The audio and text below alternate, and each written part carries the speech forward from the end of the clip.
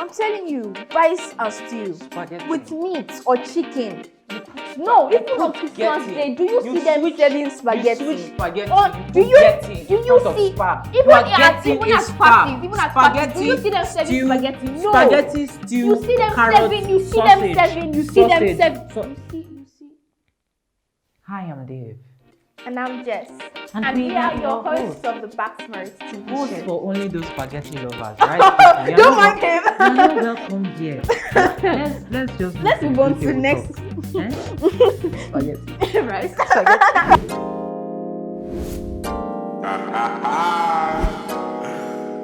You know the vibes, son. Yo, why is something like that? Get ready, it's time. Time for what? It's time. Back to my roots. We back to my roots. Go back to my roots. Go back to my roots. Back to my roots. Back to my roots. Back to my roots. We back to my roots.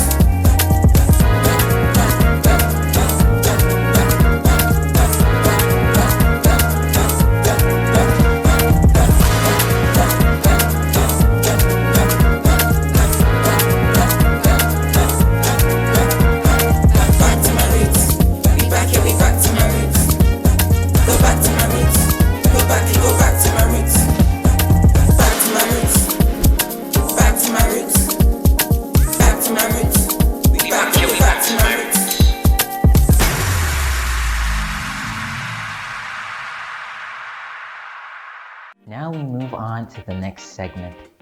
I hope that as we proceed, you are able to enjoy your flight with the Back to My Roots TV Airlines.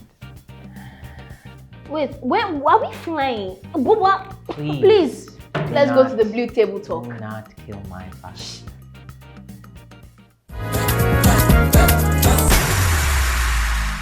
Is it an interview? Or our point of view. All in all, it's for your view. Welcome to the Blue Table Talk. Alright, you guys, on today's show, we have Precious Anisha, who is known for her love of makeup. I mean, she's already even looking beautiful right now. But do you mind telling us more about yourself? Okay, my name is Precious Anisha. I'm 17 years old. I love makeup because of the creativity in it, and I love puppies because I love puppies. I mean, like, who doesn't love puppies? Just see those cute little faces every day of your life. How many puppies do you see every day of your life? To be honest, zero, because my parents don't like. But anyways, let's move on to life. Alright, Precious, you are like a social media person. Now, please just explain or give us your own view on how social media helps youth, teenagers, the positive, negative influence. Just speak. Okay. Social media in its positive way is you can show what, like, youth now, they're into businesses, they're selling stuff online, so you can use that as a platform for awareness to people that you're selling things. Negative, people use it as a form to just bully people and make them depressed and sad. But so what she's literally saying is that social media doesn't depend. Social media isn't bad. It depends on how you are using it. Yeah, exactly. And the way and the fact that everything you feed to yourself, it goes to your mind and you project it out. You have to be I careful. feel like people actually need to change that mentality on social media being a bad thing. Exactly. Because social media came in as an invention. It came in as a means of as communication. a solution to something. But with every solution, anybody can look at it and decide to do something alternative. Exactly. So that's for us as teenagers and youths to now, like what I said in the previous episodes. I said something about being able to find your limit, being able to process that's the thing about information. When you get information, you should be able to process what it is that goes into your head, because it's a matter of GIGO, garbage in, garbage out. Once you take trash in, it's trash that comes out. So what is important is what you feed your mind, Okay, so Precious. There's this thing, if you watch some vines or stuff like that, you see now that people are like, your life on Instagram and your life in real life, that type of thing, fake balance, this thing. So would now, like, you have to balance your life between those two, because you can be a different person online and you can be a different person in real life. So how do you balance yourself like that? Because I mean, every teen wants to be someone special in this world and everything, but you also need to learn how to live for yourself and not for someone else's face. So how do you do that? How do you live for yourself? I post myself. I don't see what people.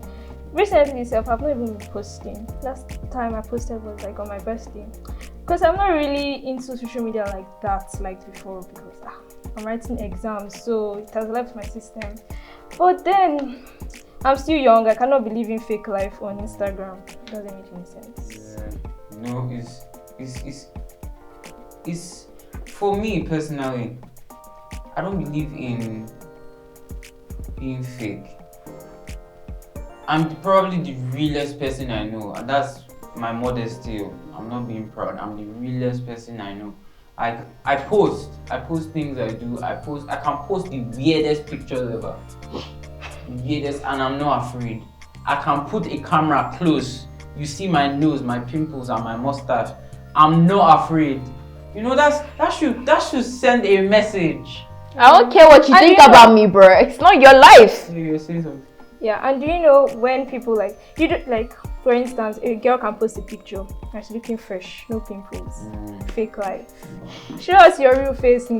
Sorry.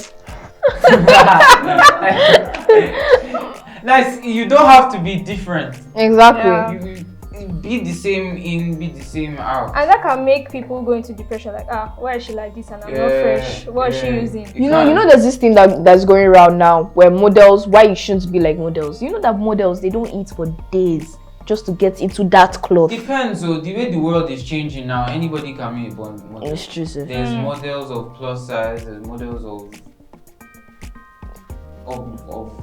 body types. You Okay guys, let's get to the next segment, which is pick and thou shall remember. So Precious, you shall pick from thy box and you shall remember or answer the question. It doesn't really matter. Okay, so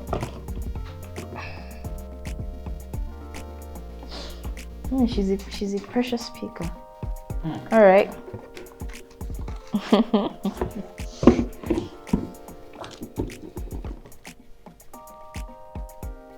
Okay. All right. So read your question. If animals and insects could talk, what would be the rudest of them all and why? I think lions would be rude because they are proud. If you ask me, I think a cockroach would be the weirdest of them all.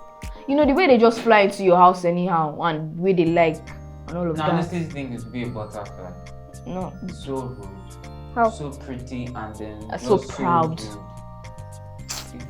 Funny enough, I find that insects very disgusting. But David, read your own.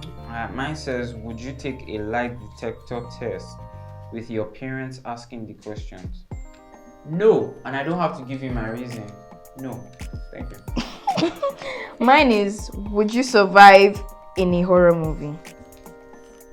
But no, I'm actually survive because first of all, if you hear a sound or something break in your house, are you just going to sit down and I'm like, oh wow, something just broke? I feel that I will run. That's the African in us. I will run. You know, I will carry my. Africans, we don't run towards the danger. We run from You it. know, to run away from it. I will carry my bags and I will fly. Aye, Anyways, gents. All right, so this was a great session with you, Precious. But so you know, the fact that you joined our family, you joined our group, you must sign on the wall of Icarus. Okay.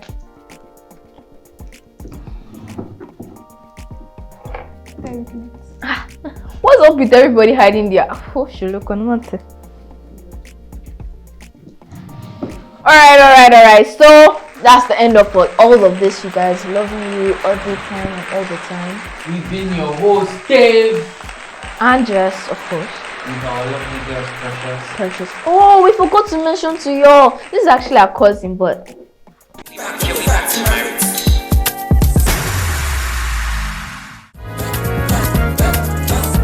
Did you know that back in the days, the 70s, the 80s, the 90s, the average African child was taught to run away at the sight of a lion. Fast forward to now, 2021. The average African child is taught to embrace the sight of a lion. Get some help. See a doctor. Because that is very not normal. Ladies and gentlemen, boys and girls, lions and children from 2021. It has been my privilege hosting you today. Be sure to follow us on our website at www.professionalism.com and be sure to follow us on our socials displayed on the screen. I will see you when I see you seeing me seeing you.